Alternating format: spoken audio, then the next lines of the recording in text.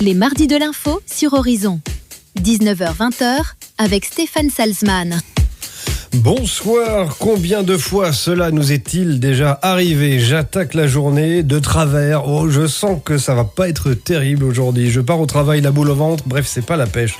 Ou bien encore, je n'en peux plus, je ne supporte plus ni mes collègues, ni ce quotidien d'où je ne sors pas le nez du guidon. Simple ras-le-bol ou déjà burn-out ? Comment le détecter ce fichu burn-out ? Comment prévenir cette difficulté qui peut guetter chacun de nous au tournant ? Pour en parler avec nous ce soir, nous avons un invité tout spécial, Marine Godin, infirmière et spécialiste bien-être. Bonsoir Marine. Bonsoir Stéphane.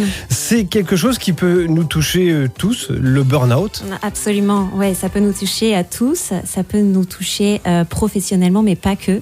Donc je trouve ça super. Pas que. Parce que pour moi, le burn-out, c'est au bureau, j'en peux plus, voilà, je supporte plus rien, j'ai trop de travail, je m'en sors pas. C'est vrai que c'est la majorité des cas, c'est pour ça que tu as cette image en tête, mais c'est important de rappeler qu'effectivement, ça peut toucher aussi toute la sphère personnelle.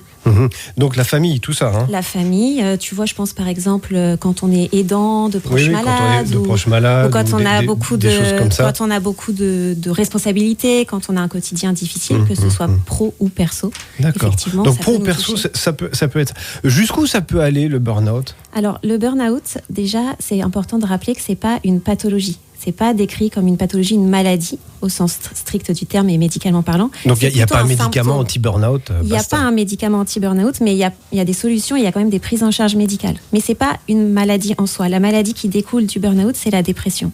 Ah. Et là, ça devient très chaud. Et là, on a déjà dépassé des limites qu'on aurait pu repérer en amont et grâce au burn-out. Donc l'ordre, c'est ras-le-bol, j'en peux plus, grosse fatigue, burn-out et après dépression. Exactement, ouais, c'est plutôt l'ordre courant. Ouais. Et ça va plus toucher la famille, le travail, vous disiez, je découvre avec vous que le burn-out, c'est aussi à la maison ? Oui, ça touche principalement la sphère professionnelle. Environ, on dit 1 Français sur 5, d'après les études, est touché dans sa vie par le burn-out. C'est énorme. C'est beaucoup. Est-ce qu'il y a une tranche d'âge plus particulière qui peut être touchée par le burn-out ? Non, la vie active, mais il n'y a pas de tranche d'âge majoritaire, la quarantaine d'années, mais ça peut vraiment arriver même chez des adolescents, comme chez des personnes beaucoup plus âgées. À l'école, on peut voir des gamins comme ça qui en peuvent plus ? On peut voir des enfants avec des syndromes dépressifs. Et des burn-out, effectivement, même des plus petits enfants selon le contexte. Donc il faut vraiment être vigilant à tout âge. Alors vous êtes une professionnelle de la santé. Comment est-ce que je peux faire la différence entre une dépression, un burn-out ? Est-ce que c'est la même chose ? C'est assez similaire dans les symptômes. En fait, ce qui va vraiment marquer la différence, c'est que la dépression, elle peut survenir sans contexte particulier. Alors que le burn-out, on va retrouver les mêmes symptômes, donc de la tristesse, de la fatigue, un épuisement, mais c'est toujours lié à un contexte, à une situation ou à une relation.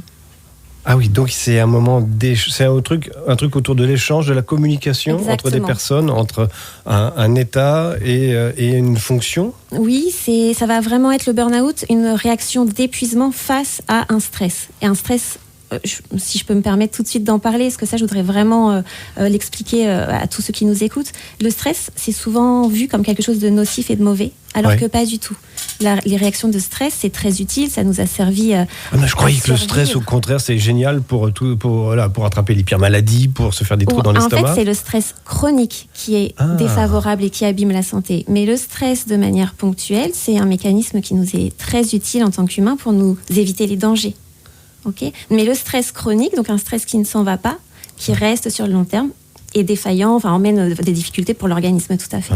Alors le stress dont vous parlez, c'est celui où j'ai pas fait le boulot que je dois faire pendant un matin, Exactement. J'y vais et je fonce parce que de toute façon en 2 jours je pouvais pas le faire, mais là cette nuit ou ce matin je vais y arriver. Exactement. Le stress de l'époque, quand on était encore dans les âges préhistoriques, nous servait à fuir quand on était une proie devant un lion ou vous voyez un dinosaure, ce genre de choses. Aujourd'hui, on n'a plus du tout les mêmes sources de stress. Ça va être une facture impayée, un patron qui nous met la pression.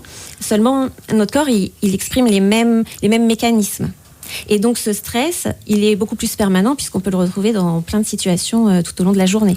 Alors justement, c'est ce dont on va parler là aujourd'hui avec vous, Marine. Donc, je rappelle que vous êtes infirmière spécialiste bien-être. On peut vous retrouver sur les réseaux ? Oui, sur Instagram. Ah là là, racontez-nous, qu'est-ce que vous faites sur Insta ? J'ai commencé à ouvrir un compte Instagram effectivement pour vulgariser la santé, pour parler de tous ces sujets qui me passionnent, pour essayer de rendre les gens autonomes. Voilà, c'est vraiment ce que je cherche à faire. Et donc, vous pouvez me retrouver sous le nom marine.godin, Godin. Je partage... Ça, c'est vous ? Oh oui, c'est moi. C'est le nom de la page Insta et j'aime beaucoup partager plein d'astuces santé. Ouais.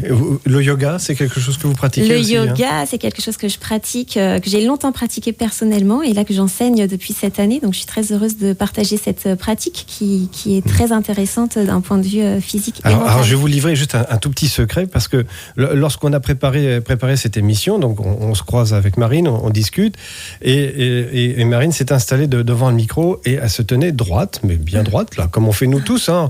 Vous savez qu'en radio, comme on chante, on fait drôlement attention à la façon dont on se tient. Et la première chose que je dis à Marine, dis donc, vous tenez bien sur votre colonne d'air. Et ça, c'est parce que vous faites du yoga. Exactement. Et je me souviens très bien de ce que vous racontez. Vous m'avez même dit, c'est parfait pour la colonne d'air. Oui, c'est ça. La colonne d'air. Yoga. La colonne d'air, c'est pour avoir plein d'air et parler fort et longtemps. Aujourd'hui, ce soir, avec vous, bien sûr, nous parlons de cette difficulté que nous pouvons tous rencontrer. Donc, le burn-out, et également peut-être cette dépression. Et puis, surtout, comment essayer d'éviter ce piège du burn-out. Ce soir, réalisation Luc. Les mardis de l'info sur Horizon. 19h-20h avec Stéphane Salzman. Et nous poursuivons notre thématique du jour autour du burn-out. Oui, c'est vrai que sur les mardis de l'info, vous avez l'habitude maintenant, on traite toujours des phénomènes de société, des trucs qui sont pas forcément toujours évidents à vivre au quotidien. Le burn-out, ça en fait partie. Est-ce que Marine Godin est notre invitée ce soir, infirmière et spécialiste bien-être. Marine, le burn-out, est-ce que ça peut vraiment pourrir la vie ou est-ce que c'est pas un petit peu, je suis fatigué aujourd'hui ? Non, c'est important que vous parliez de ça et que vous me posiez la question, merci. Ça peut vraiment pourrir la vie et il faut complètement déculpabiliser à propos du burn-out, c'est-à-dire que ça peut arriver à tout le monde, ça peut arriver à des gens bien, ça arrive à des gens très très bien. Et le burn-out, c'est vraiment quand une situation qui nous a fascinés, pour laquelle on avait vraiment beaucoup d'engouement, devient difficilement supportable. Et je pense c'est ça, c'est-à-dire que je travaille sur quelque chose que j'adore, un truc passionné, et ça bascule. Et on s'épuise. C'est un épuisement, c'est ça ? C'est un épuisement, exactement. D'accord. Ça commence par un épuisement. Un épuisement qui va être mental et puis physique. Et puis petit à petit, il y a des troubles de l'humeur qui s'installent et on ne peut plus, par plein de mécanismes biochimiques, à reprendre le dessus. Donc, c'est pas une question de fainéantise. C'est très important. On n'est pas faible, on n'est pas fainéant quand on fait un burn-out, pas du tout. Ouais. C'est plutôt le contraire, c'est parce qu'on est hyperactif. Tout à fait. J'aime bien dire que c'est pas un manque de courage, au contraire. C'est quand on est très très courageux, trop courageux et qu'on s'oublie. Ouais. Ou qu'on veut trop en faire. On veut faire le plus possible. Remarquez, les gens passionnés, on en fait tellement Exactement. tout le temps qu'à un moment donné, on risque de se noyer. C'est quelque chose... D'ailleurs, est-ce que, j'en profite, vous savez d'où vient le mot burn-out ? Alors, burn-out, ça a l'air d'avoir une consonance anglo-saxonne. Exactement. C'est un terme américain. C'est un psychologue américain qui avait fait des études sur du personnel soignant dans les années 70, qui s'était épuisé à l'hôpital. Tiens, ça me rappelle quelque chose, parce qu'aujourd'hui, c'est un peu ça aussi. C'est un peu ça aussi. Et burn-out, ça veut dire en anglais se consumer. Donc se consumer et voilà, avoir cette petite flamme qui nous animait au départ, qui va complètement embraser le foyer et devenir une difficulté. Qu'est-ce qu'on peut faire ? Est-ce qu'on le voit arriver, le burn-out ? Souvent, c'est les proches qui le voient arriver. Ah, c'est pas nous. On est dans ce que je disais tout à l'heure. On est né dans le guidon, on avance. Souvent, on prend ça pour un petit coup de fatigue. Et on se dit, ça va passer. Voilà, c'est une phase, je suis fatiguée. Prochain week-end, je vais me reposer. Exactement. Sauf qu'on va bosser pendant ce week-end-là. Exactement. Donc souvent, on décèle pas forcément nos propres signaux d'alarme, mais c'est les proches qui ont la puce à l'oreille. Ouais, et qui vous disent attention. Et qui nous disent attention. Et comme nous, on a la tête dans le guidon, souvent on n'écoute pas, on n'entend pas. Oui, on n'a pas oublié. Puis de toute façon, on est tellement à fond là-dessus. Exactement, ça peut pas m'arriver à moi. Et burn-out, c'est on tout consume là-dessus. Exactement. les proches peuvent vraiment intervenir. Le rôle des proches est essentiel là-dedans. C'est essentiel le rôle des proches et en même temps c'est très difficile parce que avec beaucoup de bonnes intentions, souvent les proches donnent des conseils et ont envie de redynamiser la personne qui s'épuise en disant allez, un petit coup de pied aux fesses, vulgairement parlant, et ressaisis-toi, repose-toi un coup et ça va repartir. Sauf que c'est souvent des conseils qui sont mal perçus par les personnes en burn-out et c'est pas toujours très judicieux, mais ça part d'un bon sentiment. Ça part d'un bon sentiment. Nous naviguons aujourd'hui autour de cette thématique du burn-out. On va voir aussi si ça peut être lié aussi à une relation toxique, soit de soi-même avec soi-même par rapport au travail, ou bien soi-même avec quelqu'un d'autre. Dans le milieu du travail. Tout ça, c'est intimement lié. Le burn-out, c'est notre thématique du soir dans les mardis de l'info. Les mardis de l'info sur Horizon. 19h-20h avec Stéphane Salzman. Et avec Luc à la réalisation ce soir, notre invitée Marine Godin, infirmière et spécialiste bien-être, c'est très important, en particulier, comme par hasard, pour notre thématique du jour, le burn-out. Comment le détecter, comment se débrouiller pour évacuer le burn-out. Marine, est-ce qu'on peut évacuer un burn-out ? Bien sûr. Ah, alors allez-y. Alors là, nous vous écoutons, mais alors, voilà. Comment est-ce qu'on peut faire ? Le premier des conseils, c'est d'accepter la situation et de reconnaître qu'il y a un problème. Accepter la situation, là, je dois reconnaître qu'effectivement, c'est la plus grosse difficulté. Parce que quand on est en burn-out, on le disait juste avant la musique et la pause, on n'a souvent pas conscience qu'on est en train de plonger. On a l'impression qu'on peut s'en sortir. Et pour imaginer ça, c'est un peu comme si c'était l'art de tirer sur la corde, même quand elle se casse, et qu'on la tient toujours. Ouais, on a l'impression qu'on reste accroché. On lâche pas, on s'accroche. Mais on est dans la chute pourtant. Ouais. Et ça, on s'en rend pas compte. Donc la première chose, c'est de se dire bon, ok, je vais pas bien, il y a quelque chose qui va pas, je sais plus comme avant, je me sens pas bien, je dors plus, je suis fatiguée, je suis épuisée, je suis irritable, j'ai besoin soit de repos, j'ai besoin d'aide. Oui, mais en même temps, si je me suis tellement investi dans mon métier, dans mon travail, c'est que c'est nécessaire. Alors si je dois reconnaître qu'il faut que je lâche la rampe, qu'est-ce qui va se passer derrière ? C'est pas reconnaître de lâcher la rampe, c'est juste reconnaître qu'on est en difficulté. Juste ça. C'est la première étape. Oui. Parce que si on reconnaît pas la difficulté et qu'on se voile un peu la face, eh bien, il peut rien se passer derrière.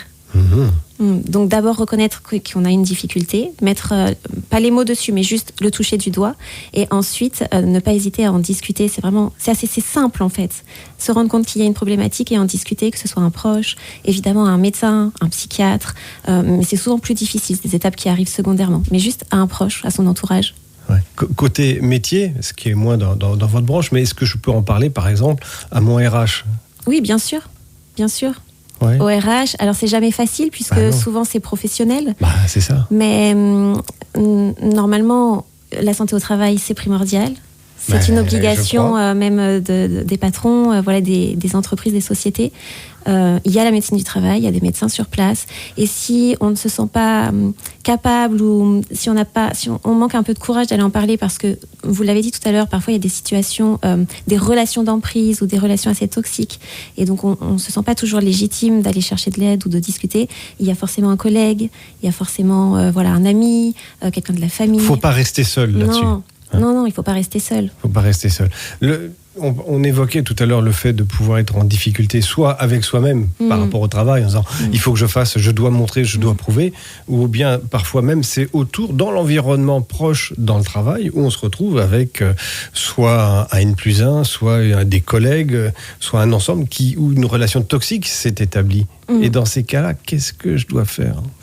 Il faut trouver un pilier, quelqu'un sur qui s'appuyer pour pouvoir mener ce petit chemin à entreprendre pour aller mieux. Ouais. C'est là où la famille compte beaucoup. C'est là où la famille, les proches comptent beaucoup. Ou le médecin. Ouais. Ou le médecin. Il vaut mieux pas cumuler le problème au travail plus et la famille. Évidemment. Parce que si on a les deux en même temps, évidemment. C'est un peu compliqué. Mais c'est plus compliqué, mais c'est jamais une fatalité. C'est important de le souligner. Et la première chose à faire, c'est d'en parler à qui vous voulez. Quelqu'un de confiance, qui n'aura certainement pas les mots pour vous aider ou pour vous réconforter, parce que les mots, c'est pas toujours... c'est pas suffisant. Mais on pourra déjà exprimer les choses, diminuer sa charge mentale, se confier et ensuite être entouré pour trouver des solutions. Vous, en qualité d'infirmière, spécialiste bien-être, voilà, je suis en burn-out, vous allez me dire, Stéphane, là, fais gaffe, parce que, vers quoi vous allez m'orienter ? Déjà de la discussion, pour essayer de comprendre d'où vient la situation qui cause ce stress chronique. Je vais essayer d'évaluer, dans un premier temps, moi en tant qu'infirmière, sinon je vous redirigerai vers un professionnel de santé, mais en tant qu'infirmière, je vais essayer d'évaluer si le stress que vous avez est quelque chose de passager, et donc plutôt normal, ou si c'est quelque chose de chronique. Associé... Donc si c'est passager, vas-y, tu prends quelques jours, tu souffles, tu décroches ? Oui, et je t'encourage, et j'accompagne, et je soutiens. D'accord. Et ça va passer parce que c'est une situation qui est normale et c'est un stress qui est utile. Par exemple, moi, avant d'arriver à la radio, j'avais un petit stress aujourd'hui. Ah bon ? C'est bizarre. Mais c'est normal. Et c'est un stress qui est même positif parce que j'avais envie d'être là, j'étais contente, j'étais animée par la radio. Exactement. Et c'est un stress qui s'efface au fur et à mesure de la discussion. Donc ça, c'est tout à fait positif. C'est parce que Luc est un excellent réalisateur. C'est grâce à ça. Tout à fait. Merci, Luc. Faut pas exagérer. Mais un stress qui s'installe et qui est chronique, on peut avoir un burn-out à la radio, par exemple. Oui, on en a croisé et on en connaît. Oui.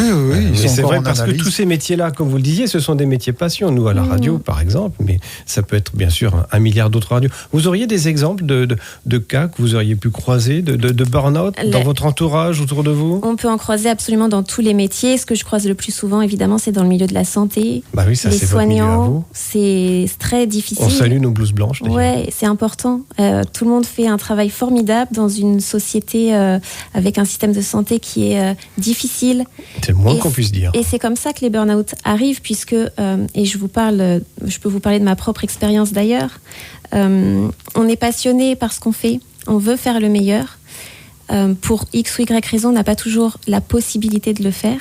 Et viscéralement, c'est difficile à vivre. Et il y a un stress qui commence à s'installer avec une pression et avec ce sentiment de mission non accomplie et que ça nous glisse entre les doigts. Et ça, on le ramène à la maison, ça commence à nous manger complètement les pensées, c'est quotidien, on a du mal à dormir ou on se réveille la nuit et le lendemain on recommence la journée et c'est vraiment le cercle vicieux qui s'installe. Est-ce que ça peut, je vais aller à une extrême, mais est-ce que ça peut déboucher sur un problème de boisson à la maison ? Bien sûr, ça peut déboucher sur plein de problématiques liées aux troubles de l'humeur, de l'alcoolisme bien sûr, ça peut déboucher sur de l'anorexie ou de la boulimie, tous ces comportements qui sont des sortes de pansements en fait pour les difficultés. C'est de penser la difficulté et c'est pour continuer en fait, pour réussir à continuer de ce travail qui nous anime. Tenir le cap. Pour tenir le cap. Le cap. Est-ce qu'il faut alors c'est là où j'ai du mal à saisir, est-ce qu'il faut dans ces cas-là se dire ok, je me mets en arrêt. Je vais voir le médecin. On voit après ce qu'il peut se dire. Et si j'ai des jours de congé, je les prends ? Absolument. Le repos. Ah oui, le repos. Vous allez voir votre médecin. Votre médecin diagnostique ces troubles de l'humeur, ce burn-out, cette dépression. La première chose à faire, c'est couper, arrêter. Parce que même les corps les plus forts ont besoin de repos. Mais c'est ça aussi, c'est ce que vous disiez tout à l'heure, que le corps va marquer. Exactement. Ça peut se traduire par quoi ? Ça peut se traduire par énormément de douleurs. Des vraies douleurs ? Des vraies douleurs. Genre les articulations ? Complètement. Moi, j'ai fait un burn-out. Donc, je me souviens que j'avais des douleurs vraiment très intenses au niveau du sternum. J'avais l'impression que j'avais des fractures. Ah, la boule au ventre ? Alors moi, c'était pas la boule au ventre. C'était vraiment, plus haut. J'avais mal au cœur, en fait. Ah là là. Et du coup, je pensais avoir une fracture du sternum. J'ai eu un accident, j'ai fait des chutes et je me suis dit, c'est pas possible. Vous êtes très sportive, je signale. Oui, merci. Et je me suis dit, c'est pas possible, j'ai encore des fractures qui n'ont pas été détectées. Et j'ai consulté mon médecin pour ça, pour des douleurs au départ. Ah oui, jusque-là. Alors que vous êtes professionnel. Absolument, donc. C'est pour ça que je vous dis, et quand on a la tête dans le guidon, on a beau être professionnel. Non, on n'a plus le recul nécessaire pour se rendre compte de ce qui se passe. Comment vous avez réussi, vous, à vous détacher de ce burn-out ? En allant voir mon médecin, en réclamant des médicaments pour la douleur et une radio pour vérifier que je... Pour voir, mais qu'est-ce qui se passe ? Qu'est-ce qui se passe physiquement ? Et quand j'ai vu que j'avais absolument... rien sur ma radio, je me suis dit c'est pas possible d'avoir mal comme ça. Oui, je me suis dit je suis pas douillette quand même, je m'invente pas des douleurs, etc. Et petit à petit, je me suis rendu compte que j'étais irritable, j'avais plus envie d'aller au travail, pas parce que je l'aimais plus, mais parce que ça me faisait mal au ventre, l'idée de continuer de soigner de cette manière-là, que j'étais pas satisfaite et que ça devenait insupportable. Et vous avez changé de vie ? Mais pas tout à fait changé de vie. Non, pas tout à fait. Je dirais que vous avez réorienté votre travail. J'ai réorienté la manière de prendre soin des gens parce qu'en fait, j'avais perdu du sens dans mon métier d'infirmière. Je me sentais plus comme une technicienne une super technicienne, prise de sang, pansement. Ah bah ça vous savez faire. Mais à fond la caisse tout le temps. Et les patients ont besoin de beaucoup plus de prise en charge, beaucoup plus de temps. Faut parler, échanger. Et oui, et parce qu'on passe à côté de tout ce mal-être psychologique, dont le burn-out et plein d'autres troubles de l'humeur, bien sûr, qui accompagnent les pathologies fonctionnelles, les problématiques de corps. Et nous, en tant qu'infirmières en France, malheureusement, à domicile, on ne nous permet pas d'avoir le temps pour le patient. On nous demande de faire l'injection qui est prescrite par le médecin et on doit partir. Et pour moi, c'était insupportable. Vous nous rappelez combien c'est facturé, une injection à domicile ? C'est facturé 7 € et quelques, brut. Donc brut, hein. 3,15 net. Ouais, donc il faut en faire beaucoup. Sacrée vocation. Hein. Il faut en faire beaucoup pour avoir un salaire. Vous indiquez donc pour vous, ça s'était traduit par cette sensation de fracture au niveau du sternum. Chez d'autres personnes, ça peut se traduire par quoi ? Ça peut être des ulcères à l'estomac, ça peut être une alopécie. Des vraies atteintes pour le coup. Complètement. Des vraies problématiques de santé avec un diagnostic. En fait, il faut comprendre que le corps, c'est vraiment le messager de ce qui se passe dans la tête. Et on parle de maladies psychosomatiques. Et j'aimerais prendre juste une minute, si vous me le permettez, pour expliquer ce que c'est une maladie psychosomatique, parce que on a souvent tendance à culpabiliser les patients en leur disant c'est dans ta tête. C'est pas dans la tête. La douleur que j'avais par exemple au sternum, elle n'était pas visible sur les radios, mais elle n'était pas dans ma tête. C'était une vraie douleur physique qui était provoquée par mon mal-être intellectuel. Donc en fait, dans mon cerveau, par rapport à la situation de stress qui se passait de manière chronique et que je ne pouvais plus gérer, mon cerveau déclenchait pas mal d'hormones qui n'étaient plus du tout dans les bonnes normes et qui créaient vraiment de manière très réelle des douleurs ou des ulcères ou des fractures ou des cancers ou des maladies, voilà, vraiment réelles. Ça peut aller très très loin. Ça peut aller très loin. Ça peut être très très long. Ce soir, avec vous, nous parlons de ce phénomène, de cette difficulté, le burn-out, dans les Mardis de l'Info, avec notre invitée, Marine Godin. Marine, infirmière, spécialiste bien-être, que vous retrouvez sur l'antenne d'Horizon tous les samedis matins à 10h20.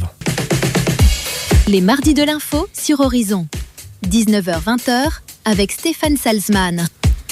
Soyez les bienvenus et vous le savez, c'est toujours un plaisir de vous retrouver sur l'antenne d'Horizon, en particulier pour les Mardis de l'Info réalisés ce soir par Luc, notre invité, vous le savez maintenant, c'est Marine Godin, infirmière et spécialiste bien-être. Vous pouvez la retrouver sur Insta, marine.godin, tout simplement. On va retrouver vos vidéos, c'est très sympa, très instructif. Ce soir donc nous parlons burn-out, c'est une thématique que vous connaissez bien de par votre métier et aussi du fait que vous l'ayez vécu. Luc, nous avons une question qui nous est arrivée il y a quelques instants. Oui, Christine de Barentin qui nous demande, mais est-ce qu'il y a le plus de burn-out après Covid qu'il y en avait avant ? On a l'impression qu'il y en a plus. C'est une excellente question, merci de l'avoir posée. Et vous avez raison, Luc, il y a plus de burn-out après Covid. Alors, il y en avait déjà beaucoup avant. Mais le Covid, ça a vraiment amplifié la situation parce que il y a eu beaucoup de peur, il y a eu beaucoup de stress, il y a eu l'isolement. Isolement, stress, peur, c'est pas un bon combo. Exactement. Ça. Et puis beaucoup de surcharge aussi. Bon, la surcharge pour les soignants qui eux étaient au front. Ah, ça a été quelque chose. Mais aussi pour les familles qui devaient gérer souvent le télétravail, les enfants qui n'avaient plus d'école, les devoirs, la vie et dans 100% des espaces parfois restreint. bien confinés. Quand on était au vert, ça va, on a fait la terrasse, mais c'est très rare. Ça, tout le monde n'a pas pu avoir cette chance. Complètement. Et puis il y a aussi une petite chose qui est d'ailleurs toujours resté malgré les années après le Covid, c'est le télétravail. Il a un peu brouillé la limite entre la vie pro et la vie perso. Ah, complètement. Ce n'est que mon avis, mais je pense que ça a vraiment... Que personnellement, je partage. C'est vrai que l'approche du travail est devenue tout à fait différente. Elle est arrivée, le travail est arrivé à la maison. Et on a vu beaucoup, moi j'ai vu beaucoup de salariés qui bossaient hyper tard, qui continuaient la nuit à cause de cette pression souvent hiérarchique. Avant, quand on quittait le travail, c'était pour le lendemain. Sauf que quand on est à la maison et qu'on travaille sur l'ordinateur à la maison, il y a toujours cette envie de bien faire et de droit à la coupure. Ouais, voilà. Et donc il y a des personnes qui bossaient très tard la nuit et ça a majoré les burn-out. Ouais, c'est quand même pas génial tout ça. Alors, nous parlons de ce burn-out au travail, mais vous m'indiquiez tout à l'heure qu'il y avait ce burn-out aussi à la maison. Oui, tout à fait, en famille. Le burn-out, je le rappelle, c'est un épuisement face à une situation. Donc, n'importe quelle situation. Donc si j'ai un gamin qui est très agité, qui n'arrête pas, il est comme ça, j'y peux rien, mais j'en peux plus. Et vous l'aimez de tout votre cœur et vous mettez toute votre énergie et tout ce que vous pouvez faire en place pour le canaliser, pour l'aider, pour le gérer. Vous pouvez vous épuiser évidemment. C'est le cas par exemple avec les TDAH, les fameux gamins qui sont très très très dynamiques, qui poussent, ça pousse à un TDAH. Complètement. Il faut les suivre, les mômes. Il faut les suivre et puis ça impacte toute l'harmonie de la maison. Alors l'harmonie, ça c'est le mot essentiel, puisque c'est là où ça se situe. L'harmonie dans le travail, l'harmonie à la maison. L'harmonie, on aurait pu dire l'équilibre aussi. L'équilibre. Ouais. Alors, si des auditeurs nous écoutent et qu'ils se sentent concernés par tout ce qu'on est en train d'évoquer, les symptômes, moi qui l'ai traversé, qui ai réussi à en sortir, j'aimerais apporter un petit peu d'optimisme parce que maintenant je me rends bien compte qu'en fait l'équilibre qu'on cherche toujours à atteindre et à garder, c'est pas une ligne droite et c'est plutôt comme un funambule qui va osciller de droite à gauche et il va pas marcher tout droit et c'est pas un équilibre permanent. Donc en fait c'est pas grave de traverser un burn-out, ça arrive à, j'ai envie de dire, presque tout le monde. Et il peut y avoir des petits burn-out. Il peut y avoir des tout petits burn-out, surtout si on les prend à temps. C'est ça. Hop, on les attrape. Plus on attend, plus c'est difficile. C'est ça, il ne faut pas s'enferrer dans le truc. Et c'est là où on rejoint votre raisonnement, d'avoir une certaine souplesse, de se dire ok, là ça commence à déborder, je suis fatiguée, j'ai plus d'énergie, je suis agacée, je suis irritable, je dors mal, j'ai plus faim, ou alors je me réfugie dans la nourriture. Oui, mais attendez, si j'ai parce que mon gamin TDAH là, qui me saoule depuis le matin, de ce mercredi que j'en peux plus, et de ce samedi, dimanche que j'en peux plus, lui, il s'en fout. Les personnes ressources, l'entourage. Demander de l'aide, se faire aider. Et c'est comme ça, tout à l'heure on parlait des proches et de l'entourage. Avec un monsieur qui va vous dire c'est quand on mange. Non, c'est un vrai partage intelligent. C'est un vrai partage. Et il faut demander de l'aide, il ne faut pas hésiter. Oui, alors déjà, le gamin TDAH, lui, ne va pas s'arrêter. Et puis au boulot, il faut du résultat quand même. Vous êtes là pour amener quelque chose. Donc si vous ne pouvez plus l'amener, vous n'existez plus. La limite, elle est difficile. Et il y a effectivement cette ambivalence entre vouloir bien faire et répondre à ses obligations et savoir poser des limites et dire non et dire stop sans se sentir nul, sans se sentir honteux. Ça, c'est un des mots essentiels de cette soirée. C'est d'abord l'équilibre, bien sûr, l'harmonie, mais surtout savoir dire non. Dire, même gentiment, il n'y a pas besoin de s'énerver, de taper sur la table, ni d'envoyer le cendrier voler, quoique aujourd'hui les cendriers ne volent plus beaucoup dans les entreprises, vu qu'on ne fume plus dans les entreprises, mais ça s'est déjà vu. Donc il y a moyen de faire les choses tranquillement, juste de dire, de poser ses limites. On a coutume de dire que les personnes qui sont toujours très gentilles, très sympas et tout, le jour où elles disent non de manière normale, personne ne comprend parce que la personne n'avait jamais dit non auparavant. C'est vrai et c'est souvent difficile parce qu'il y a des relations, on en parlait un petit peu tout à l'heure, des relations d'emprise. Et souvent, ces personnes-là, elles ont du mal à dire non, effectivement. Elles veulent toujours rendre service, toujours bien faire. On a envie d'y aller. On a envie d'y aller. Au moins, on a de la patate, on y va, quoi. Et le jour où on dit non, on passe pour le méchant de l'histoire. C'est vrai. C'est horrible, ça. C'est horrible. Alors qu'on s'est donné à fond. Ouais, c'est pas très juste, mais il faut savoir se respecter. Moi, je pense que c'est savoir se respecter que de dire non. Oui. Enfin, je vais dire oui. Non. Donc, apprendre à dire non. D'ailleurs, c'est ça, chez les psychopédagogues, c'est quand on voit un gamin qui commence, un petit 2-3 ans, là, qui commence à dire non, on se dit, ça y est, c'est bon. Mais un môme qui dira toujours oui, puis qui dit, ça va être compliqué. Ouais, c'est compliqué. C'est compliqué et c'est des tempéraments aussi, le burn-out qu'on va voir apparaître chez les personnes qui sont hypersensibles, qui sont justement très investies, introverties et qui n'osent pas dire non, qui n'osent pas exprimer leurs besoins et par peur de déplaire souvent. Et alors, dans ces cas-là... c'est un grand travail à faire sur soi. Il faut se faire aider. Il y a un gros travail à faire. C'est quelque chose qui s'apprend. En fait, c'est quelque chose qui se déconstruit, qui s'apprend à dire non et à ne pas avoir peur de la réaction de l'autre en face et ne pas avoir peur de déplaire. Oui, parce qu'en disant non, on va instaurer ainsi des limites où je vais me respecter, où l'autre va aussi me respecter. Exactement. Et dans ces cas-là, la communication fonctionne. J'avais un patient qui me disait souvent, j'appréciais énormément ce patient, il était toujours de bons conseils, il a vécu mon burn-out avec moi. Et il me disait toujours, tu sais Marine, une fois que les limites sont dépassées, il n'y a plus de limites. Et j'ai pas tout de suite compris ce que ça voulait dire. J'avais la tête dans le guidon et aujourd'hui, je trouve que ça prend tout son sens. Donc on avance, on fonce dans le gouffre dans ces cas-là. Exactement. Ouais. Est-ce que vous avez un rapport au corps, notamment avec le yoga, qui est tout à fait travaillé? Est-ce que le fait, par exemple, de se mettre au sport, de dire, bon, allez, maintenant je vais courir un peu, ou je vais nager, ou je vais marcher, est-ce que ça aussi, ça va me permettre de me retrouver justement cette harmonie? Absolument. C'est essentiel, ça fait vraiment partie... Donc on a évoqué le repos tout à l'heure. Donc reconnaître la situation, l'accepter, demander de l'aide, s'entourer, se reposer. Et dans ce repos, il existe plusieurs sortes de repos, mais il y a aussi l'activité physique, effectivement. Elle est très bonne pour le corps, elle est très bonne pour l'esprit, et c'est pas juste prendre un temps pour soi pour se retrouver, ça va vraiment déclencher tout un mécanisme et des phénomènes biochimiques. Mais vraiment, c'est vraiment, pas juste l'histoire de j'ai repris de l'air, je me suis oxygéné. C'est vraiment scientifiquement prouvé, il y a plein d'hormones qui vont se décanter et qui vont permettre d'apaiser ce stress. Ah oui, et comme ça peut encore mieux fonctionner pour sortir de cette forme d'impasse. Le burn-out, c'est une impasse? Non, c'est pas une impasse. C'est un long chemin. C'est un long chemin. Mais c'est un long chemin qui nous en apprend plein sur nous-mêmes.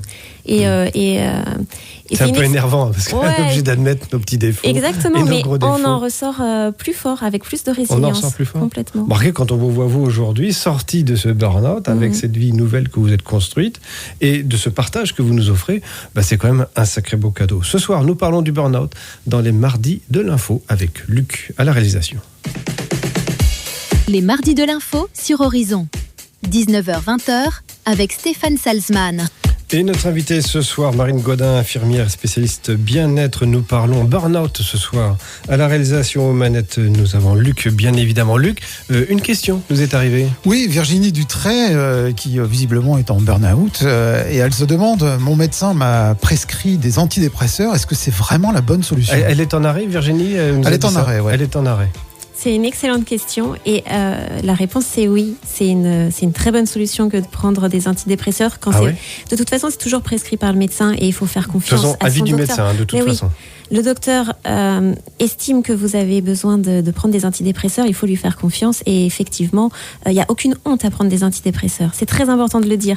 Parce que si on avait honte de prendre des antidépresseurs, ça reviendrait à dire que j'ai honte de prendre un sirop contre la toux quand je tousse ou j'ai pas envie de prendre des médicaments contre la douleur quand j'ai mal quelque part. C'est la même chose. Donc l'antidépresseur peut faire partie de ces éléments qui vont m'aider à m'accompagner, à sortir de ce fossé. Tout à fait, et c'est exactement ce que vous dites, c'est une aide, c'est un accompagnement. Et c'est pas quelque chose de... Il faut pas avoir peur de prendre des antidépresseurs, parce que c'est vrai que souvent on a cette image de médicaments un peu nocifs, avec de la dépendance, et quelque chose qu'on n'arrêtera jamais, c'est pas du tout le cas. C'est toujours passager. Les médecins sont très vigilants, ou les psychiatres par rapport à ça. C'est un accompagnement pour redonner de l'élan vital, justement. Et ensuite, on fait un petit sevrage. Il ne faut pas que le mot sevrage fasse peur. Ça veut juste dire sevrage, diminuer une dose, voilà, complètement, jusqu'à l'arrêter complètement. Alors aussi, à partir du moment où on va prendre ces médicaments-là, il ne suffit pas de prendre le médicament et de se poser devant Netflix et plus bouger. Non, pas du tout. Par contre, il faut être très régulier dans ses prises. On ne peut pas prendre un jour sur deux. Il ne faut pas faire ce qu'on veut. Déjà ça. Voilà, on respecte bien les consignes du médecin. On ne les arrête pas de nous-mêmes.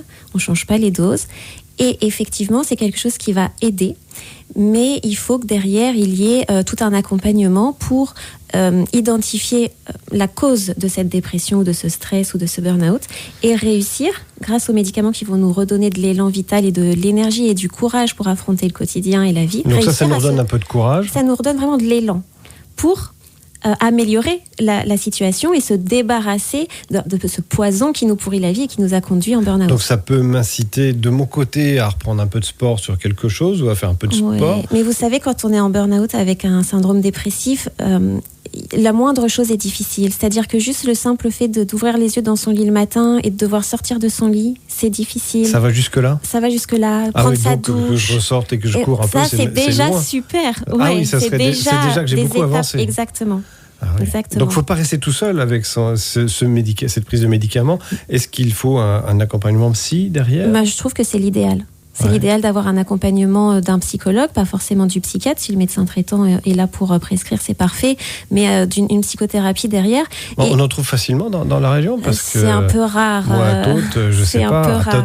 Je suis pas sûr de trouver un psychologue, quoique je crois qu'il y en ait dans le secteur. C'est des denrées rares, c'est vrai, mais il n'y a pas que le psychiatre ou le psychologue. Il y a aussi plein de thérapeutes.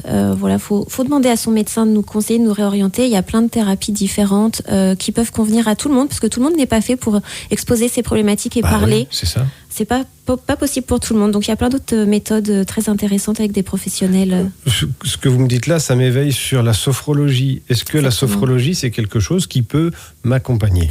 Oui, tout à fait. Alors c'est quoi la sophrologie par rapport à un psychologue ?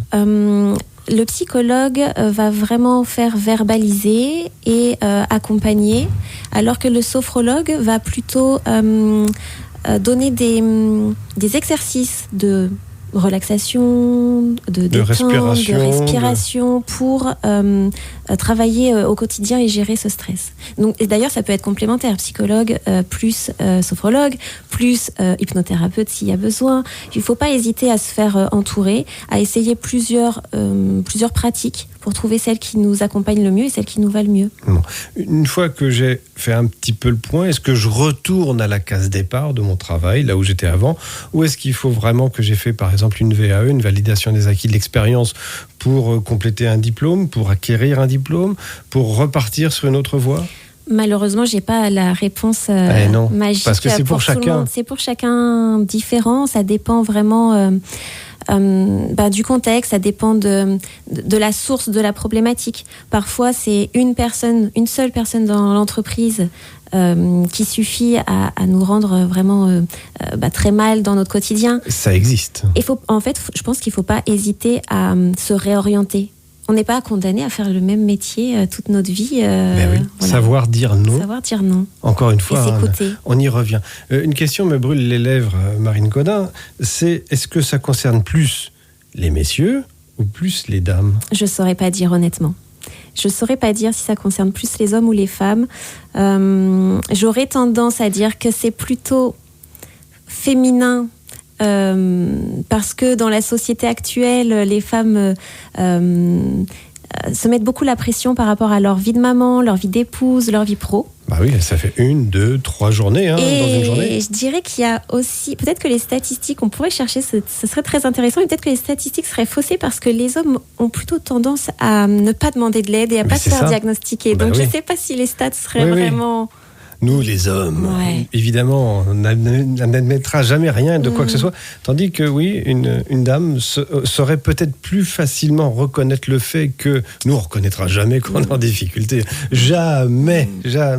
On va se faire un petit bobo avec un petit sparadrap, on va croire qu'on va mourir. Voilà. Mais sinon, jamais on reconnaîtrait quoi que ce soit. Alors qu'une dame, elle aura quelque chose, qu'il y a plus de facilité, plus de distance, plus de facilité à en parler.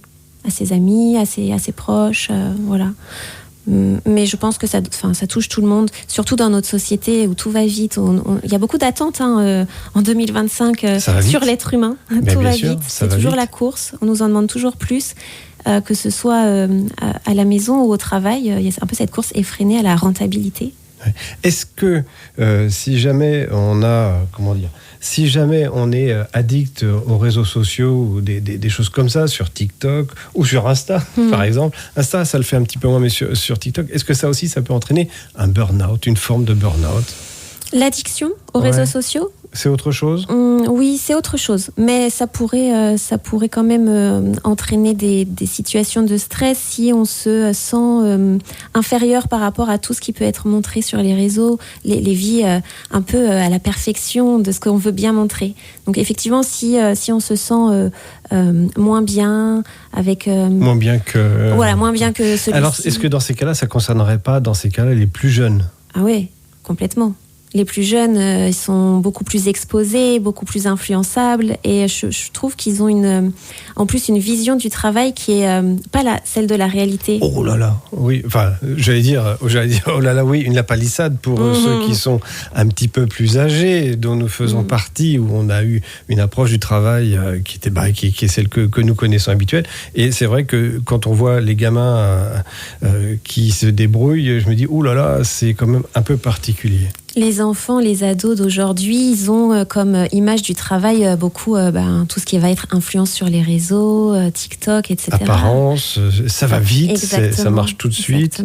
Et tout ça. Remarquez, j'ai eu l'exemple de ma fille, j'ai fait un petit travail de mon côté, un truc pro et tout, qui est passé après sur YouTube et tout. J'étais content, j'avais fait, je crois, 700 vues, donc j'étais content. Ouais, super, attention, la star, ouais, génial. Ma fille fait un truc merdique à côté et boum, 150 000 vues. Oui. Donc je me dis, et c'est qui n'a pas compris dans l'histoire. Donc c'est vrai qu'on est sur une période très, très, très charnière. Le burn-out, c'est pas obligatoire. Non, c'est pas obligatoire. C'est pas obligatoire, mais c'est de plus en plus fréquent. Il faut être vigilant, je dirais, et surtout, moi, ce que je voulais transmettre ce soir, c'est déculpabiliser et ne pas avoir honte. C'est pas une honte de faire un burn-out, c'est pas un signe de fragilité. Au contraire, il faut savoir dire stop, poser ses limites, savoir s'écouter. C'est même quelque chose de plutôt sage que de savoir ralentir. Oui, mais on n'a pas toujours affaire à des personnes intelligentes qui sont en capacité d'entendre votre message, de dire attends, il faut que je freine là. Il y a toujours ça, je vous le dis, c'est facile maintenant que j'en suis sortie avec le recul. Mais en fait, il y a toujours des solutions. Il y a toujours des solutions. Bon, honnête, j'espère. Bien sûr. Il n'y a pas de souci. Marine Gaudin, c'était un grand plaisir de vous avoir aujourd'hui à l'antenne des mardis de l'info. Donc, je rappelle que vous êtes infirmière, spécialiste bien-être. C'est pas du tout un hasard que vous soyez là ce soir parce que c'est un domaine que vous connaissez par cœur.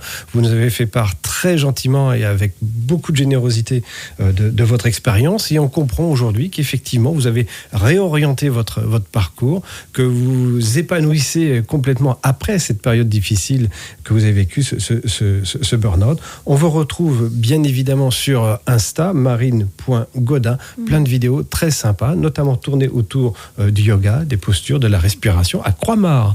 On peut également vous retrouver pour des cours de yoga, en infirmière également, puisque vous travaillez encore avec quelques-unes de vos collègues. Sur le secteur, tout à fait.